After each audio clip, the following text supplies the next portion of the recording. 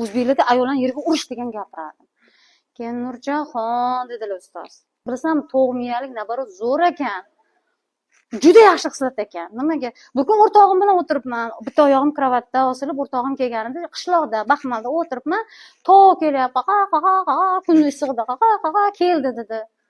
Shuni oldimda otib yubordim oyoq kiyimni dedi. Uchib ketdi. Yana 2 minutdan keyin yana qa kelib turibdi dedi. Oldimda pishdi dedimda oyog'im bilan nima qildim? Yana uchib ketdi dedi. 4-5 marta qatnadi boyaga dedi. Men uni haydayapman. Men haydashdan charchadim. Qa deb kelib turishdan charchaman. Axir oldimda turgan dasturxondan turgan mehmonga atalgan nondan deyapti.